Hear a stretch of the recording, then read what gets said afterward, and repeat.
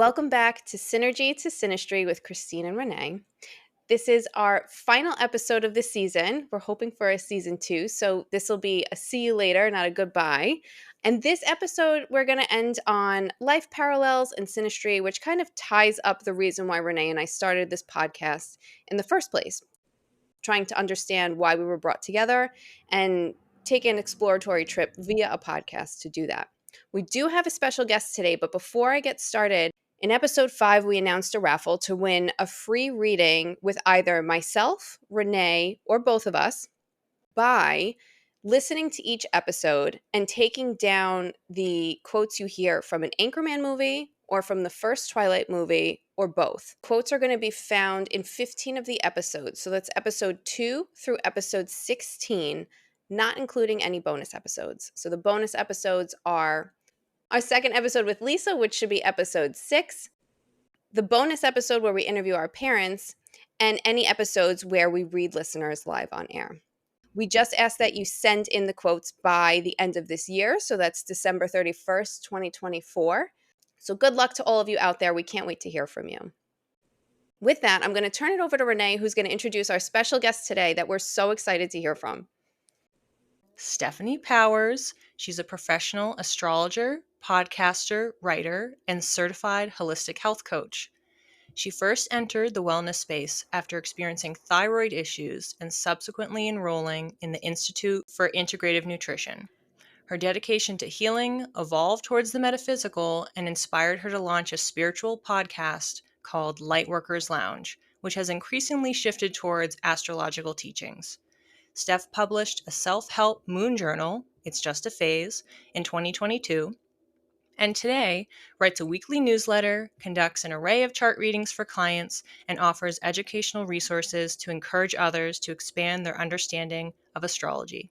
Steph, welcome to the podcast. So beautiful. Every time someone reads my bio and I have to force myself to sit and listen to it, I get so emotional. I just want to cry. I have gone through hell to achieve all of that. And I think I'm so productive and so busy all the time that I never stop to actually hear from someone all that I've accomplished. So thank you for reading that so beautifully. I love that you get emotional hearing your bio because it really is like a compilation of everything that you've accomplished. And it gives me motivation, aspiration that, I'm starting from the beginning and I hope to get to the spot where you are today. The other thing that I want to mention to our listeners before we get started with the full interview is that the day that we're recording today, we were actually supposed to record a week later. But for some reason, midweek, I got this feeling that we were going to be recording a week ahead. And I had a packed week. So I texted Renee and I was like, something feels off. It's not in my calendar. I don't know what it is. I just so you know, like I can't do anything on Thursday. I had the psychic hit too. I was going to bed the night before Christine texted me and I said, oh, when did I have my reminder to email Steph and confirm the date and time?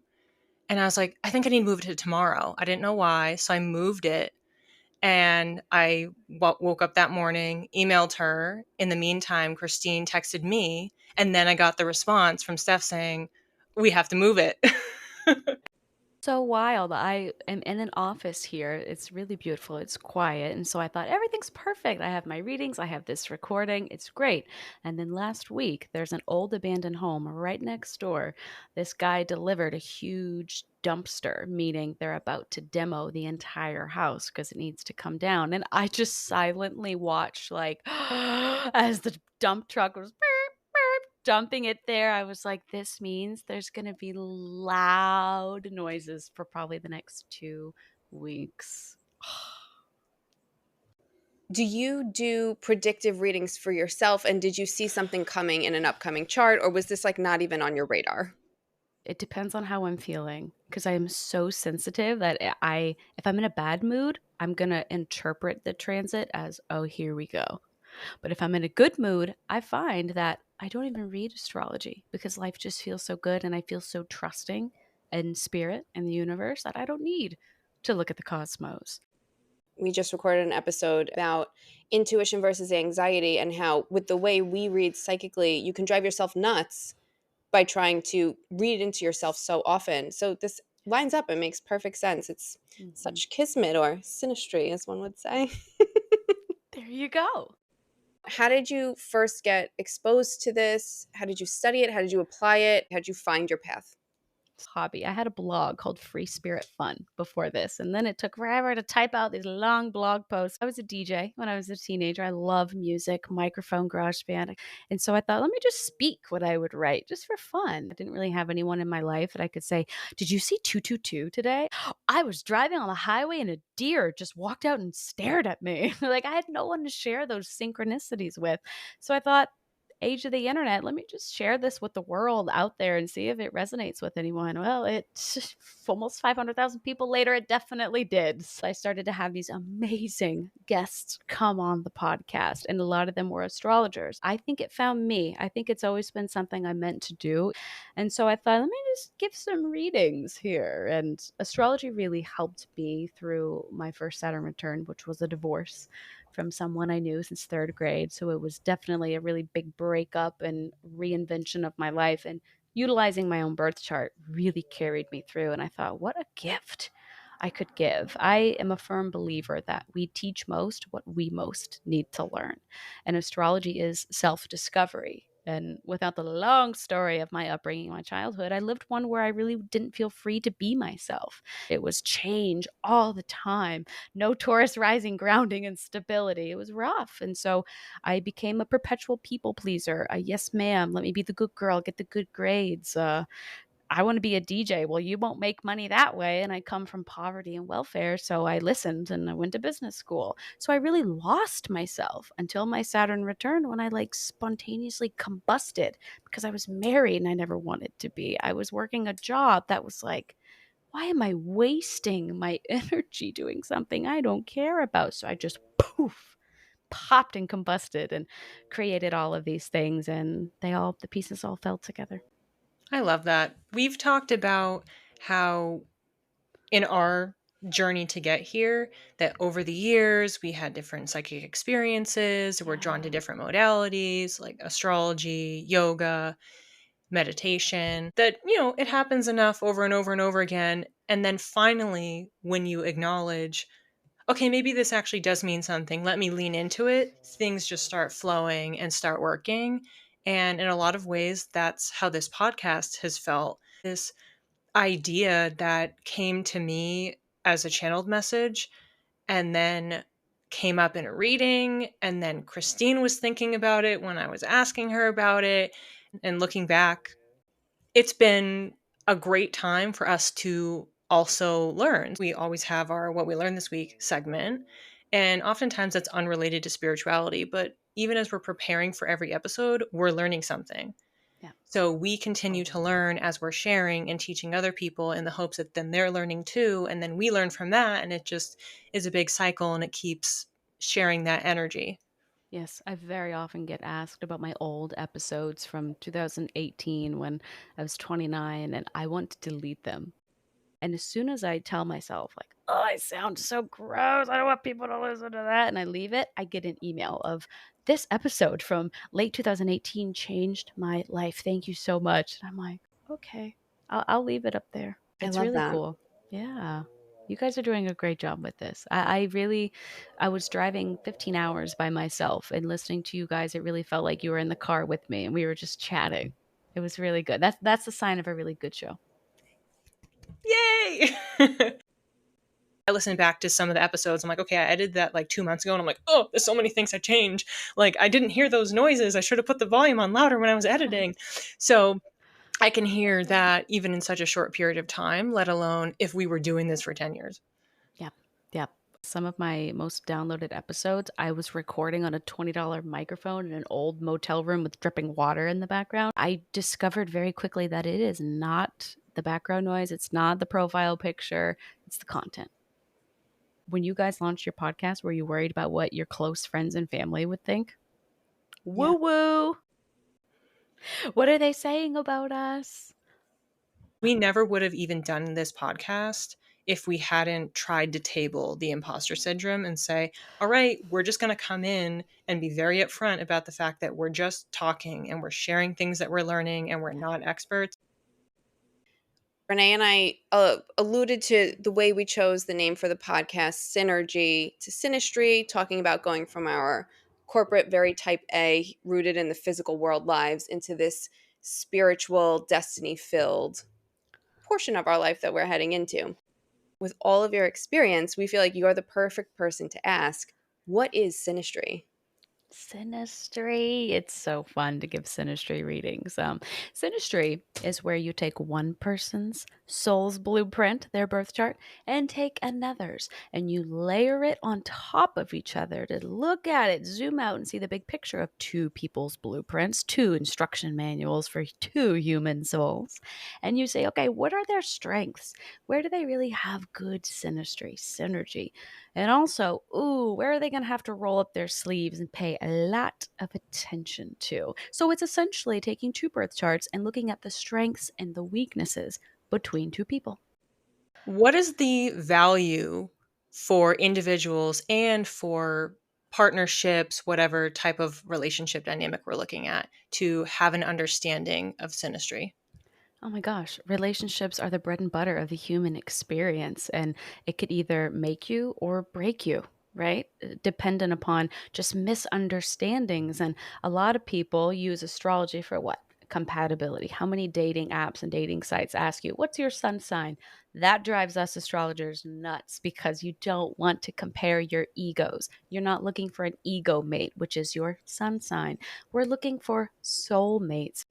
The benefit of synastry, layering two charts, is to just give a couple, a romantic couple, or two friends, business partners use this a lot to see where we might have conflict and have to put in patience. So when the inevitable weakness arrives, you just have that aha, we forecasted this, we saw this. That's what astrology is forecasting. If I tell you it's going to rain this weekend, you get to decide, well, will I leave an umbrella in my car to make it a little more easy to walk through the rain Saturday? That's the same thing with synastry when you look at two charts to help any connection be compatible. I feel like you made just so many deliciously good points. I've dated Geminis, I've dated Scorpios, I've dated Pisces. Like, I get the feeling around those as a Virgo sun, but I feel like there's something to the Virgo moon that's probably going to be a better placement for me than others that I've dated in the past. And you never think about the moon because the apps are like, let's compare your suns. That's what we call the yin yang connection. That's Mm. when you're a Virgo sun and they're a Virgo moon. The Virgo moon understands why you think and do things the way you do. But then the Virgo sun understands how that person emotionally reacts. So it's a beautiful flow of, oh, I get how you feel. Well, I get how you act. Good compatibility. That Oh, must be why we get along so well. Because I'm Yeah. a Virgo moon.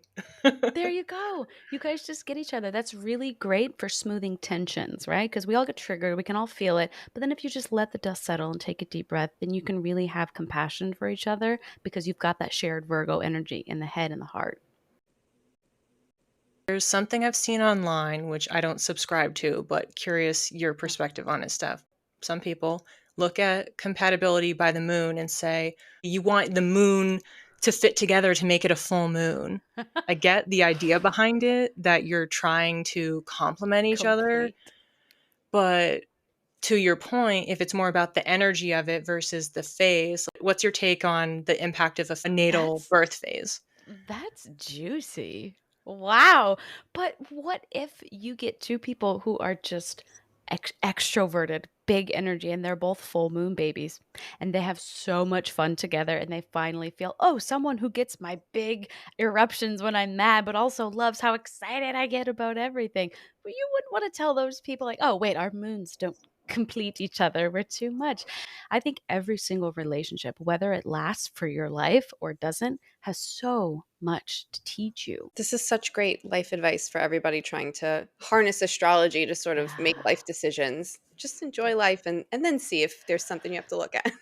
Yes. That's our motto, feet on the ground, head in the stars. I'm on a mission to make astrology as normal as getting takeout, as normal as going to the grocery store. It's still some people that come to me are like, oh, if my family knew I was getting a birth chart reading, they would think I'm woo woo or I was a witch. I'm like, oh, come on. Are we still on that? I dream of the day that public school teachers use birth charts to help students feel comfortable. It's happening. I have clients that do that now. You can use this as fact to learn how to work better together. We have all these like personality tests and types, but astrology's been here for a long time. Why not just use this? A long time. And it's never something that we try and get people to believe because it's not, I don't even believe in it. But what I do is I experience it in all of my relationships. I experience it every single day. We just had a full moon yesterday. How were your dreams last night? I had so many dreams. They So were bizarre So dreams. weird. So weird. So it's just something you experience, not something you believe. We've been talking about the moon just to, I guess, put a button on that. So then do you think having the same moon sign as someone is better or equal to having just one that's complementary but different? That is such a good question that we have been debating for years now. When you meet someone with the same moon sign, you just get each other. There is a catch 22 to that. When you meet someone with the same moon sign, especially, you're going to feel things the same way. And Mm. conflict very often requires someone to drop their armor or someone to see things a different way to bring a solution. When you have the same moon sign, especially, you're both fighting over the same thing from the same ground, from the same mindset that you can go round and around or find no resolution. That's where you got to pull in your sun and your Mercuries. Hopefully, they're different to give a different perspective to the conflict. So it's very bonding, but can be difficult when conflict arises. I always say, like, two fire moons, beautiful, or a fire and air, Mm. right? What does fire and air do? It makes each other rise or makes each other grow. Beautiful. Earth and water, beautiful. Now, fire and water, what does that do? Water puts the fire out, makes them feel like, oh, I can't be my wild self. And then fire makes water people boil. Oh my God, they won't calm down. Ugh. using the elements to think about how they interact is a really good way to help beginners, I feel, understand Yes. how they interact with each other. Exactly. That's what I want to tell people listening who are overwhelmed by the second language that is astrology, to just break it down to fire, air, earth, and water. Amazing. The bulk of my readings right now are people going through their first Saturn return. So shout out to Mm. Saturn and Pisces people who are really investing in birth charts to say, help, we've got you. It's going to be all right. Yeah, I'm going through my Saturn return right now too. I know you get stronger on the other side. It's character building. It's about how you navigate and trying to trust and surrender to the process versus just getting frustrated that you have these little fires or challenges that crop up. Yeah, exactly. It's a cosmic initiation into adulthood. And what a lot of people fail to remind Saturn return is that it's also one of the best times of your life if you answer the call of your Saturn. Stop allowing people to just rob you of your energy. Say no is a full sentence. That's feeding your Saturn and Pisces. And you could be rewarded with a very good career in spirituality, helping a lot of people, and just feel anchored in your own emotions, right? And people are unable to shake you. I have my Saturn in Capricorn and I miss my Saturn return. It just pushed me into everything I've ever wanted to be, even though I got a divorce during mine. That's when it all changed for the good. For the good. I can't wait for my second Saturn return. At the end of my Saturn return, I bought my apartment in Manhattan, which was a big, I'm going to call that the birth of Great. something because that was like a big, Yeah, that's a that was a big huge gestation. accomplishment. Yeah. Yeah, so people listening to this who have Saturn and Aries coming up or who are currently in their Saturn return, it does not have to be scary. We all want freedom. We want to be individuals. We want to grow up and be adults and get out of high school because, ugh, control. But then we realize, oh, wait, I have to pay electric and utilities and bills. And wait, hold on. That's Saturn's energy. She's just a personal trainer, right? She's coming to your door at 5 a.m. Get up, let's go work out. And you're like, I want to stay in bed. Please leave me alone. But if you get up and go, fine, I'll go. I'll go to the gym with you. You look good. You feel good. You start to really appreciate her for what she's done for you. It's all in how you look at it. I also love that you refer to her, Saturn, as a her. I feel like a lot of times Saturn's referred to as like a man. And my cousin actually called Saturn Saddy Daddy the other day. And I was like, That's a good one. I think I call all of them her. I've even referred to Mars as her sometimes. I'm like, I am just feminist all the way over here. I'm here for it. I'm now changing my pronouns for all the planets based on this conversation. If you want to do a reflective exercise, go back and look at ages 7 to 8. Mhm. And then we're going to look at 14, 15, and then about 21 to 22. And these are all major Saturn transits that are leading up and kind of elbowing you like, hey, the big Super Bowl of Saturn transits is coming. Here's your chance to practice. And then you have the Saturn return. You have those again at 36, 43. It's like every 8 years. They're very fun. If you answer the call of Saturn, she leaves big gifts at your doorstep. All right, should we move on to our question about No, the sure. difference between composite and synastry charts? Because I actually didn't know there was a difference. Yeah. Oh, I love this question. And I've actually moved my readings to be more composite because composite is more of a spiritual thing. It's a blend of synastry and a spiritual, like, what's the point of us? What did we come here to do? What did we come here to accomplish? The composite chart is where I take your chart and somebody else's and make them have a baby. Do you do that by splitting the difference between each of the placements? So what it technically is in the composite chart is the halfway point between all of your placements. So I take Okay. your sun, and what is the halfway point? I take your Cancer rising, your Capricorn rising, what is the halfway point? Yeah, those are very wild because those can tell you how a relationship started, how they met. The 12th house will tell you how it might end. I personally like to see how a relationship could end because if I see us heading towards that type of energy, I'm like, stop, stop, let's redirect, redirect, because we're going to the end here. It is using it as a tool for understanding. So, what you said at the beginning, if you are gathering what your strengths and weaknesses are, that would be the ultimate weakness. It's the point Yes, where it could cause you to split. breaks. Exactly. Yep. That's right. My partner and I have Mars in our composite 12th house, and it's in Gemini. And so I'm like, okay, if we're getting really aggressive in our communication and neither is backing down or taking a break, that's going to be our breaking point. So one of us needs to go step aside to calm down and then come back with clear, calm communication, not use words as war. Mars in the 12th. Is there a tool online that allows you to set up the composite chart? I use astro.com. You go to extended chart selection, click on composite chart midpoint method, and then you pull up your two charts, click go, and there it is. So if somebody wanted to break down the difference between a composite chart and a synastry chart, In Synastry, your sun is falling in that person's 4th house. This area of life is lit up. Does their mom really dive into your relationship? Does your mom really have an opinion about your relationship? Let's bring energy there to bring balance. Composite is, hey, together your sun is in the 5th house. Do you guys talk about having children together? Is someone coming into the relationship with children? Are your fights typically 13-year-old you versus 13-year-old them just going at it? Because we need to referee this a little bit. Just bring awareness. People often think like, what do I do? How do I heal my relationship? They think they need a step-by-step manual. Step 1, talk in this tone. But all you have to do sometimes is just bring awareness. That's it. So you can see parts of yourself that you're aware of, but also parts that you aren't. And then the full picture of how they complement each other or cause tension. Yeah, and sometimes astrology is just so healing because it gives you a permission slip that how you feel is fine. Right? I'm Sagittarius. That's why I laugh and get so red whenever you guys crack a joke. It's hilarious to me. But my whole life I have struggled with sleepovers when I was young, and even as a teenager I would still go cuz I'm Sag social, want to be around the crowds.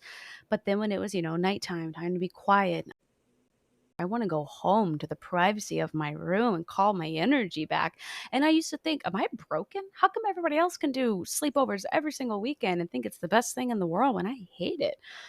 I'm not broken. There's nothing wrong with me. This is just how I'm programmed to feel. Ugh. what a relief. Virgos especially, you have to be ready to level up. It's not just lovey-dovey romance. They want you to be the best you. They want you to have a full bank account. They want you to be healthy because they know health is the real wealth. They want you to surround yourself with good people that are going to uplift you, not hold you back. And they're going to point it out once they get comfortable with you. They will give you the shirt off of their back, but sometimes it's an obsessive. They love good fixer-uppers, the Virgo, sun, moon, and rising. The worse off, the better. I can make them better. But that's exactly it. This is Virgo's lesson, is to understand, just wait for people to come to you. Say, hey, I'm struggling with my gut health. Do you have any recommendations? Instead of just that active mind saying, oh, I look at what they're eating. They barely drink water. This is exactly what they need, a shot of aloe. The Virgo energy is intimidating because they give off high standards, high values, class, health. But hey, Virgos, sun and moon, funniest signs of the zodiac because you're the healers. And you guys know the most potent medicine is laughter. A lot of comedians are Virgos.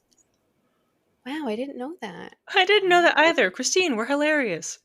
I say it. I never know if I am, but I say it. Yeah. Yes, exactly. Exactly. So I am a fan of Virgos. I absolutely love them. It's just their greatest lesson is to sit on their hands, to watch their loved ones to have their bad habits and say, you know what? I am just going to set the stage. I'm going to be the example. They're going to see how fit and healthy and intelligent and successful I am. And when they're ready, they'll notice how good you look, how energetic you feel. And they're going to say, hey, what are you eating? What's your secret sauce? I want to know. And that's when the Virgo, come on in. I'll fix you up. It's very fun when the rising signs are opposite. You're always learning the opposite lesson. But if you can meet in the middle, it's like, what did you learn about relationships? Well, here's what I learned about individuality. Beautiful flowers can bloom from that. Yeah, we talked about that, I think, in episode 2. And Christine was like, oh, it's like we're in our cars and we're driving towards each other. Yes. I loved that analogy. That was so yes. cute. It was so good. I'm like, look at these girls go.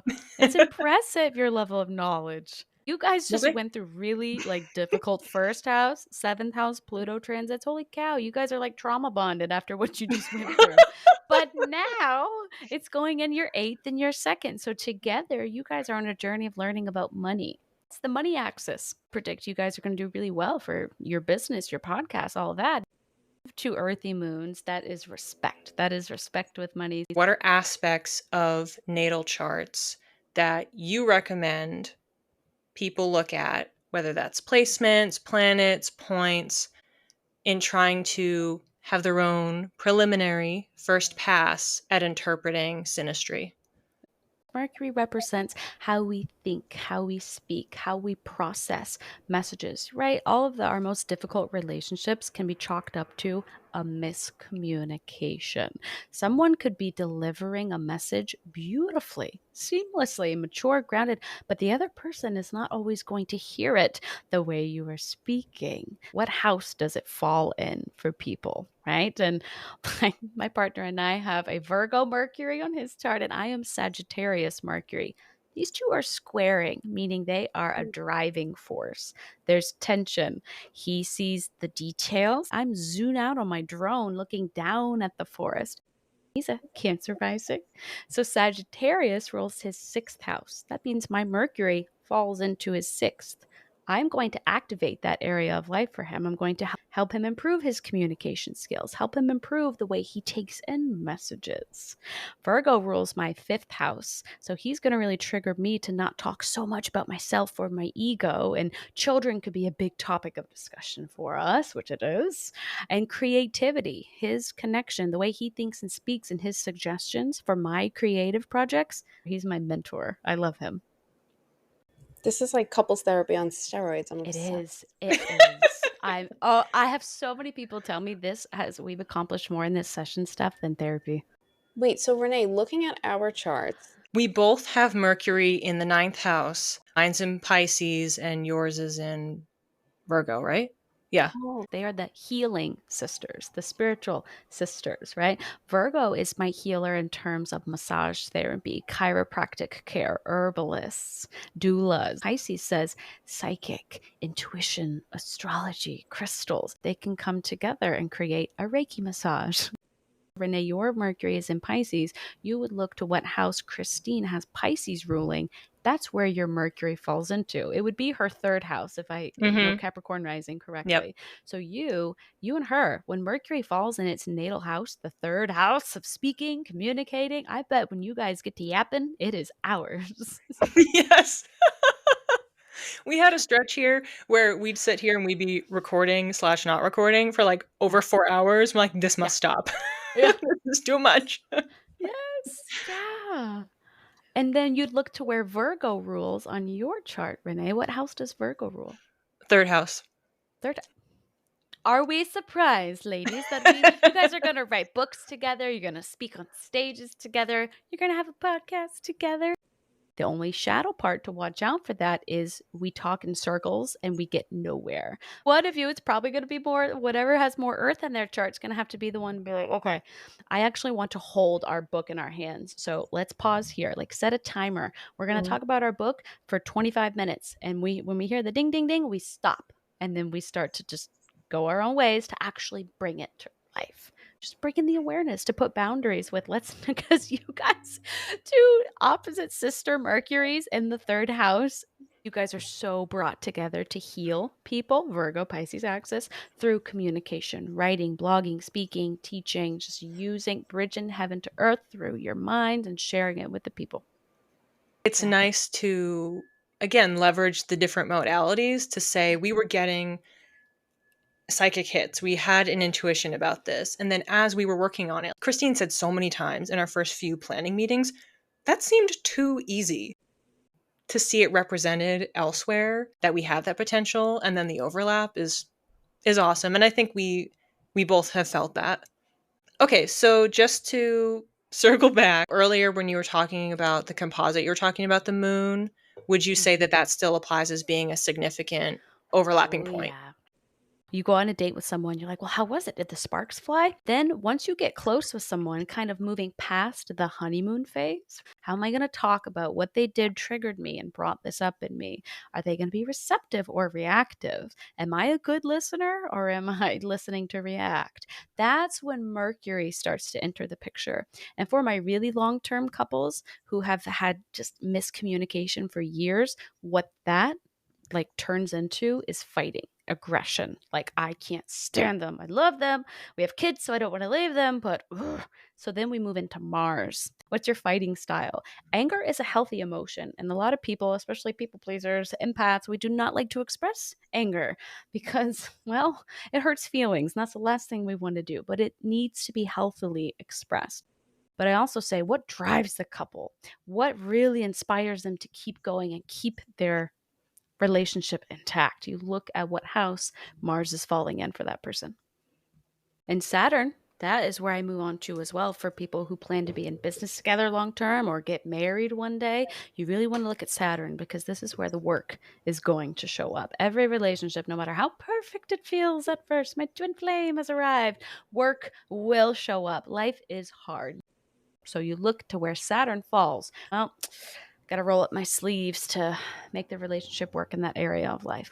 It becomes where you feel the most solidified and grounded in your partnership. So I love to see Saturn falling in the 7th house in Synastry because that means we're going to put in a lot of fight for our commitment to each other, to our relationship. This is the mark of whether it's romantic or platonic, people who are together for life. We don't have that.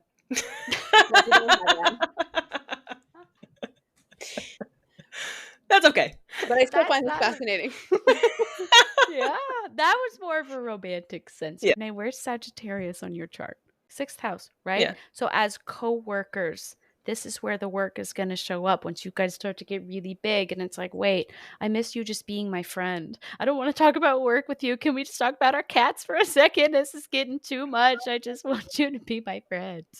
It's funny you say that because, and this is the earth energy, but I was like, we should talk about this because I don't want to get to the point where we hate each other. Yep. And then Pisces, Renee, could really help you in speaking your truth. I know you're nervous. Just say it. It's going to be okay. Don't worry. She could really push you, and that might trigger you or make you feel like, I can't, I'm too scared. You guys have to learn to speak to each other when you feel like, wait, I miss being your friend. This is getting too much. Can we move from the spiritual stuff and talk about the Saturn, money, LLC, put boundaries with each other when it comes to money and finances and accounting? That can get sticky when you mix that into it. So that can be Saturn in the third house. But ultimately, remember, Saturn in the sixth house, this is my coworker for life if we answer the call. Saturn in the third house, we create legendary work that involves communicating. It just feels like self-awareness and communication, regardless of what your chart says, is the key to relationships. Bingo. Mhm. Bingo. I've seen Synastry that when I take my notes before a client reading, I'm like, wow, this is like a Disney movie. They got all the checks of the best of the best. And they've been through affairs, deaths, psychological abuse towards each other. And I'm like, whoa, they are working with the disempowered side of this. Holy cow. And then I've seen charts where I'm like, oh, this is going to be a story for the books. This is the hardest Synastry I think I've ever seen. And it was the healthiest relationship that I have ever witnessed. So it's all about the user.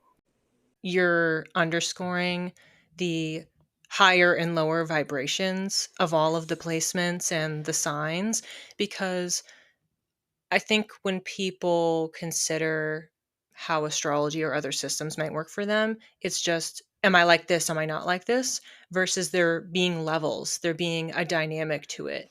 It's not, oh, I'm an Aries sun. That means I'm competitive. Okay, well, I don't always identify with that, but there are so many other traits. And then you can have the higher and lower vibrations of each of those. And then when you're layering all of the different placements and everything on top of each other, and then you're layering it with another person and all of that, there's so much more nuance. And that's why I think some people who are resistant to astrology, if they understood that, might better grasp that it is very, very nuanced, because people are nuanced.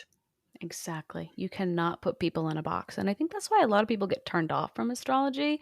There's those funny memes that go around that's like, if she asks your mom for your birthday, run, bro. It's like, okay, I get it. I do. Because there are people like that. But no, do read men's clients. 95% of the time, it's wives and girlfriends that force them to come and do a reading. But they end up becoming, towards the end of the reading, the number one type of person to ask questions, and they're taking notes and they're like, okay. And then they come back for more and they've got so many questions. When I was in astrological school, I was asking, hey, how do you explain twins? Twins who have the same exact birth chart, but couldn't be more different. I mean, polar opposite. And that is what it boils down to. If you're born an Aries sun, empowered, you're a leader who empowers people to take risks and not be afraid of new beginnings. Disempowered, you're an asshole. You can't control your reactions. You get bored with people, so you just dump them and move on to the next. And then we go to your moon. If you're an Aries sun, but you have a Pisces moon, you either unconditionally love people and accept them for who they are, or you're smoking, you're drinking, you're struggling with mental health, your substance abuse. And so it just keeps going down the line of your entire chart. What are you going to choose? The easy road or the hard road? I find it interesting that men, once they're exposed to it, have a million questions, because I think just X is happening because of Y, and you can do these 3 things to fix it.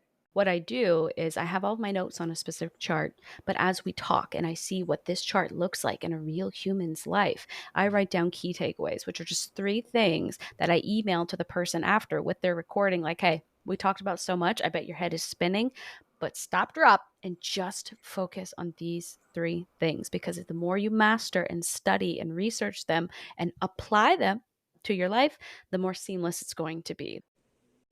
Before we close out what might be one of my favorite podcast episodes of the season, Steph, we're curious, what's something that you're really excited about right now? Well, as you guys probably know by now, I want to make astrology normal. I don't want it to be categorized under woo woo. Something I'm working on creating is an in person astrology boutique. And so it's a place where people can come and there's bright windows, there's green plants, and people are professionally dressed. And anybody, you can be someone who practices organized religion. You're just curious about this because it is in the Bible. You can come in and be like, hey, I'm a Sagittarius. What does that mean? Is there anything else I should know? And you can get professional readings done by people there. And it's just going to be an in-person space where anybody from any walk of life can come in and feel like they can use astrology. I have a big social media presence, but I really want to bring it in person, especially with Jupiter moving into Gemini. We've got so much information at our fingertips, but I miss Taurus rising over here. I want to bring people back down to earth. I want people to come see me in person and see the wrinkles on my forehead, not there's a filter on Instagram. I want them to see how short I am in person and just say, oh, wow, there's real people behind these things. I want to ground people through astrology. It's amazing. And I have no doubt that this is going to happen. Thank you. I hope so. Before we go, is there anything else that you want to say to the listeners? And also, we want you to plug everywhere the listeners can find you, because I think everyone needs to just download and absorb all the stuff you've put out there. Yes, guys, come hang out in Lightworkers Lounge. We do have Instagram accounts. I don't post as much because I'm focused on the podcast, but it's at Lightworkers Lounge and at Stephanie_Powers. I do have the verified check marks because there's a lot of fake ones out there. So come check those out, lightworkers-lounge.com, or again, type Lightworkers Lounge into any podcast provider, Spotify, Google Play, Apple Podcasts. We are everywhere. You can feel my passion come out through the speakers, and I want to teach you guys tools to make your life easier, utilizing the cosmos, which is always right above your head. And Steph, I just really want to thank you for your time today. This was fantastic. Thank you guys. It was so fun to hang out with you. It's why I created Lightworkers Lounge. I called it a lounge because I wanted to connect with like-minded souls like you guys, to where I don't feel crazy or woo-woo, because you guys just get it. And what you say, I'm like, oh, I get it, what they're saying. So thank you guys for creating this space. This was really fun. I am super looking forward to going back and listening to it again. I know, Christine, you were taking a lot of notes. I was not, but I probably will on the second listen through. Yeah. Yeah. I don't like to listen to myself, but I might listen to this one too.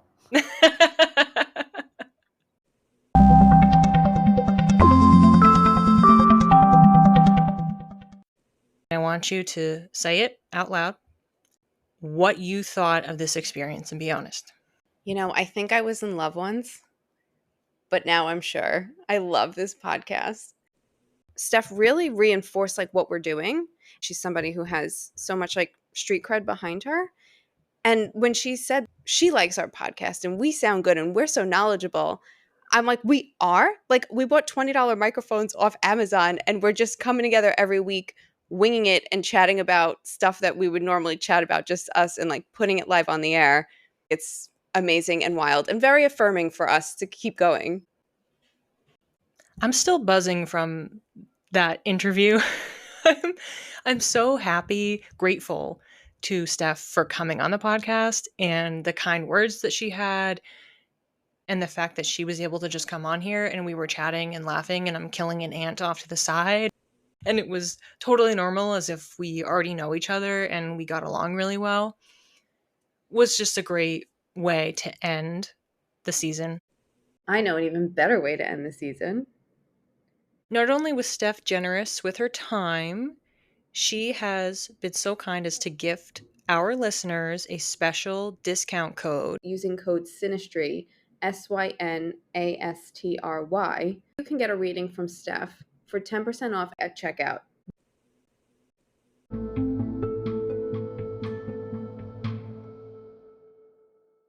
Let's jump into our final What Have We Learned this week? I am currently reading a book called Phoenixes and Angels, written by the astrologer Carmen Turner Schott. Phoenixes are people who have multiple planets in the 8th house. So I think I have 3 or 4 in the 8th house. Going through life and having a little bit of a death of who we were and becoming new people. People with the 8th house tend to be little secret sniffer outers, but we know when someone is not telling us the truth. And once we start seeking it out, we find it out. And I went to the Yankee game with my dad yesterday, and I just started asking silly questions about him and my mom when they were growing up. And I found out some funny stuff about my parents. And I was like, oh, I knew it. I knew there was something you weren't telling me. And I was like, that's my 8th house placements. Renee, what did you learn this week? I had a full circle moment. I was listening to a podcast and it was an interview with Laverne Cox, and she brought up The Four Agreements by Don Miguel Ruiz. And I looked it up and realized, oh my goodness, somebody brought that to Booksgiving last year. And we all talked about it and no one took the book. What I learned this week is what the Four Agreements are. Saves you from reading the book. You're welcome. The first one is be impeccable with your words. Have integrity and kindness towards yourself and others when you speak. Number 2, don't take anything personally. This will free you from a victim mindset and any unnecessary suffering from attachment. Number 3, don't make assumptions. Ask thoughtful questions to avoid misunderstanding, unhappiness, and drama. And number 4, always do your best. Meet yourself where you are to support self-love and appreciation. I think we've been trying to do all of them, honestly, through this journey. Being intentional with how we're speaking, definitely trying to be in line with our integrity and our authenticity, checking ourselves if we're judging ourselves for what we're saying or what's going to make the cut or what's not going to make the cut for the podcast. What are people going to think as these episodes come out? What are they going to say? And it's, if we're in integrity, it doesn't matter what they say. It's about us being our authentic selves, not making assumptions. All we do is ask thoughtful questions. Question, all the time. We're trying to understand. No room for misunderstandings for us. Doing our best. Working on the podcast and the spiritual work that we're doing with the different topics we discuss week over week, they're all to support self-discovery, self-love, your wellness, and to grow and expand. I think in all 4 departments, we have crushed. I agree, and I like that you went last because you really nicely tied a bow on everything.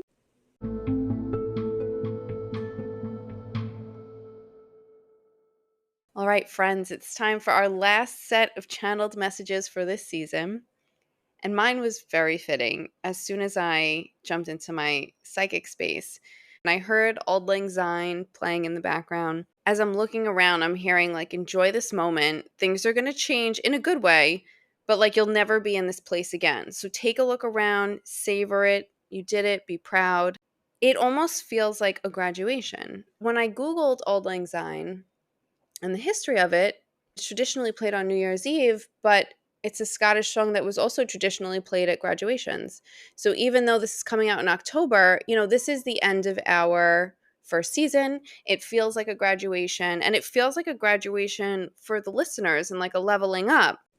This may be a first step in your spiritual growth. You're going to be a freshman again at some point, but for right now, like, let's just savor being a big fish in a small pond. I will bet 100% that you've learned at least one thing from this podcast, whether it's metaphysical or not. Keep going and keep following that spark that first led you here. And the mantra that I got was, I confidently step into my next adventure. Renee, I'm going to turn it over to you because I see your face is very expressive right now, and I can't wait to hear what you have.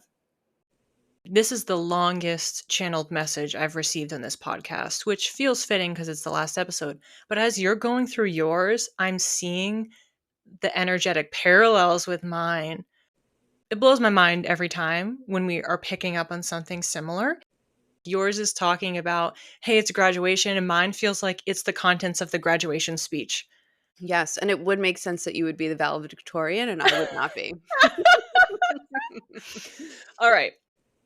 Trust your heart, trust yourself, know the way. Chills. Then I got an image of a hand reaching into a mailbox, taking a letter out, and it's a letter from your future self. I immediately got hit with an inspired action to write yourself a letter that you open in 5 years. The first half of the letter, you describe who you are now, what you're up to. And the second half of this letter is about who you are then in 5 years. You frame it as if you have it already and you've achieved everything and you're congratulating your future self. Pretend that you are writing fan mail to a celebrity that you love. You are appreciating them for how they've inspired you to be better, do more, and do better every single day. Next was learn to know restraint. You want to evaluate the ways that restraint has a hold on you to keep you small and the areas where it would be better served to have restraint. How can I pivot and redirect the restraint in my life from one area to another that'll better serve you to align with your purpose? And then finally, I got another image and it was a bouncing ball, like a red kickball, bouncing over and over and over again in the same spot. And the message paired with that was to make sure to look up and remember that you're playing. This kid is so focused on bouncing the ball, hitting it there over and over and over again. Like, look up. You're on a playground. There's other people. Remember what you're doing. Remember why you're here. Don't be in competition with yourself. Embrace the joys, the sorrows, and the mishaps of your life in every color that they're presented to you. I also got the encouragement, wear more colors that you don't currently have in your wardrobe. It's another manifestation of being playful with your expression and how you present. The final message that I have here, the parting words, bring peace with you always. And that's what had stood out to me because you were talking, Christine, about you've graduated, where you're going. And it's like, okay, well, what you should bring is peace. Don't they complement each other so well? Of course they do. And of course they do in this episode. And I really like that exercise though of writing a letter to yourself in 5 years. And I feel like they would have us do it like when we were in like second grade or something. And I'm curious like what I would write to myself in 5 years about what's going on now and then, reading it then. So I think I'm going to take our own advice here and write myself a letter, I and I'm very know. excited to read it.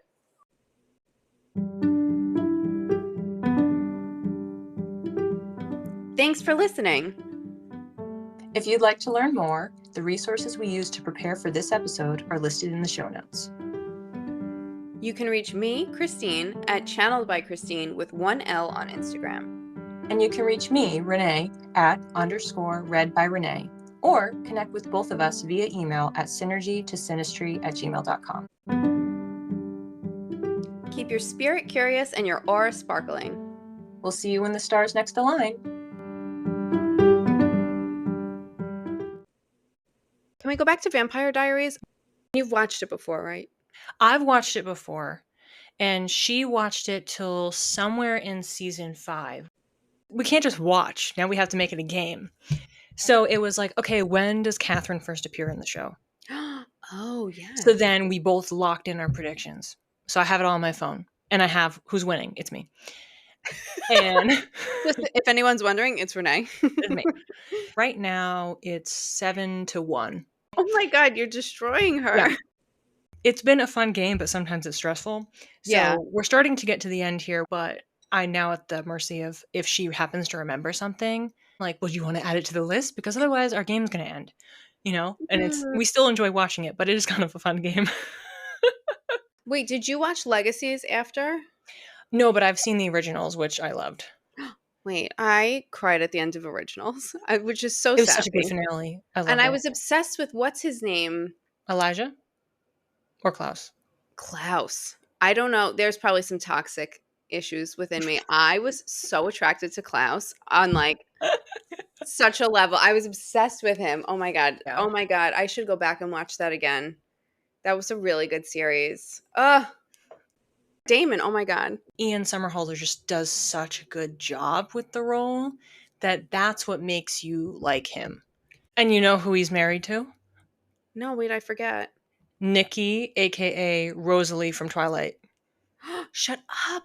Oh my God. What is this? A vampire family? Yes.